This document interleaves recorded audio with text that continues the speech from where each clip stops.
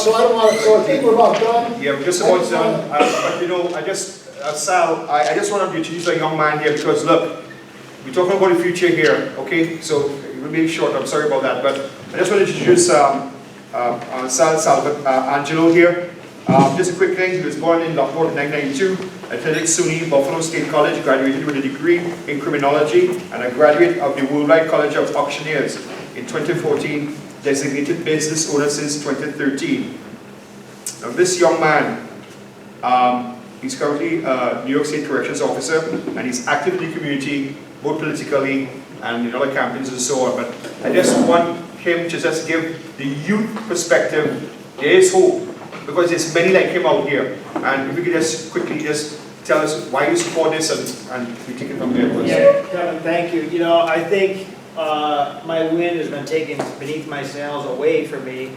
Once Dave has been up here, he pretty much covered everything I wanted to talk about. And for a quick second here, let's just give Dave and Rob a round of applause for the tremendous. Now that these are people who are passionate about America, passionate about our state, passionate about government, passionate about people. They're caring. They want to see us do good. And you really don't find that too often in too many of our politicians. So again, thank you very much, guys. I don't think I really belong being up on the stage. I'm 27 years old. I'm not a really good public speaker. I'll try and do my best. Bear with me. Follow along if you can. But, you know, I started out, I'll tell you a quick story about me real quick, and I'll get into some of the thoughts that I have. I started out in 2015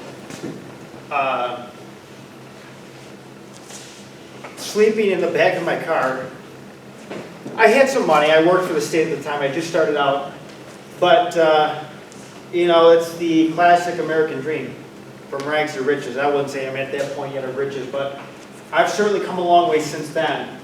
I work as a law enforcement. I work for the Department of Corrections for New York State, and I do run my own business. I run a dealership. So I've seen it from both ends. I've seen it from, as a business owner, the regulation and unbelievable amount of taxation you deal with, which we deal with as, you know, even workers, but, you know, taxation is just ridiculously high. And I also see it as a state worker. You know, let me ask you a question.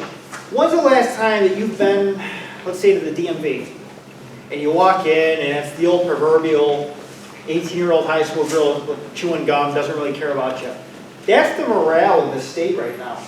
Many state workers do not like this governor. I can tell you firsthand, as a law enforcement officer in corrections, and having many friends in law enforcement myself, and other, it doesn't matter, it could be Department of Transportation. You know, not a lot of people are really big fans of this governor. Why is that? Why? There's no morale. There's no morale to want to do good. It's just like why the Soviet Russians back in the 40s and 50s were heavy drinkers. There was no pride in doing anything. When you take away from the productive ones and give to the unproductive ones, which emboldens them to be even more unproductive, absolutely. Where is the want to do better? There's not. You know, and that's the unfortunate thing we have to deal with in this state. You know, this whole proposition here of dividing New York into 3 autonomous states, it's necessary. It has to be done.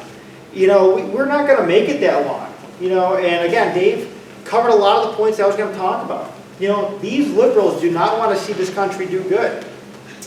And I'll tell you what, if there are any successes, well, that might be one thing. I'll tell you, I might even be a liberal myself. But there's nothing to show for it. There are no successes. There's nothing that's positive that's come from any of these states. Go look at California, for example.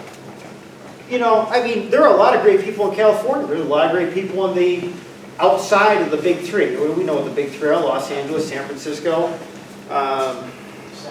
Sacramento, San Diego. Oh, it's liberal quarantine. Chicago, you know. And unfortunately, what's the old saying? Taxation without representation. We are not represented fairly in upstate for the taxes we pay, just because downstate gets all the same. Another topic that was covered earlier was the power authority. Remember when Governor Cuomo, at the time he was not a governor, but he was running against Palladino, and there was a question during the debate that said, would you take the power from upstate? Well, actually, he said this on his own. He says, we need to take the power from upstate and get it to New York City. Well, that had a little bit of backlash because at the time he wasn't governor, but he had to win some votes over. He had to win you guys, some of you. I'm sure you guys, most of you didn't vote for him, not all of you. What do you say? Well, we need to revisit that. We got to take a look at that. Well, that's not what I wanted to do. What ends up happening? Well, now, phase one, as of a couple months ago, taking the power from upstate down to New York City. Anyways, I'm getting off topic here. More or less, I just wanted to say a few words again. We see this a lot in the media. You're talking this new climate activist, this Greta Thunberg, and you see these puppets of the Democratic Party, David Hogg. And here's a guy, as soon as the Parkland shooting happens, here's a guy, perfect looks, everything, 17 years old, on the media. It's all propaganda. It's all propaganda. You know, unfortunately, we just think of that as the younger generation, as strictly as Democrat. I like to steer away from that. You know, you think of college goers like I was myself just a few short years ago as just strictly liberals, you know. And it's not that. It really isn't. There's a lot more out there. And I'm in full support of this. Kevin and I, we go back a few years, and you know, what he's doing here and what Assemblyman DiPietro here is doing, and Senator Ortt, it's a grassroots effort. You know, I take a quote here from Margaret Mead. You know, she was a hardcore socialist, and she said a small group of individuals can really make a difference. And I really do believe that. You know, no matter how small or no matter how large our group is, I certainly believe that we can make a difference. You know, it starts with us. So I appreciate Kevin giving me a few moments to speak. I appreciate Assemblyman DiPietro, a true patriot, coming up here and taking the time out of his night to speak on his behalf.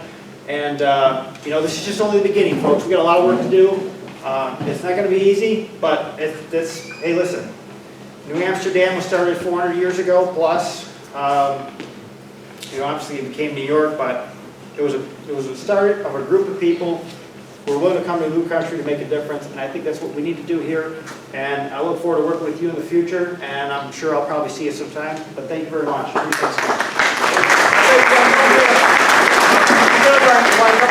But Dave will be staying on. If you want to talk to him, you know. I'll stick around and ask any questions. And if it's getting late, if you're hungry, there's a green Lloyd's truck out front. I kept the very last question here. I deliberately kept this very, very last question. And I'm going to say this. And this is a million-dollar question. What exactly can we do individually to help this caucus? Do what everybody here doing tonight here. Do what I'm doing, do what Dave is doing, and everyone else. Do that, please. The next time, I don't like just having meetings, but next time we meet, bring someone else, right? And we're making a different story. But again, God bless you all. Thank you very much. Have a good night. One thing you can do is go to splitthestate.com. Splitthestate.com, that's the website. Sign it.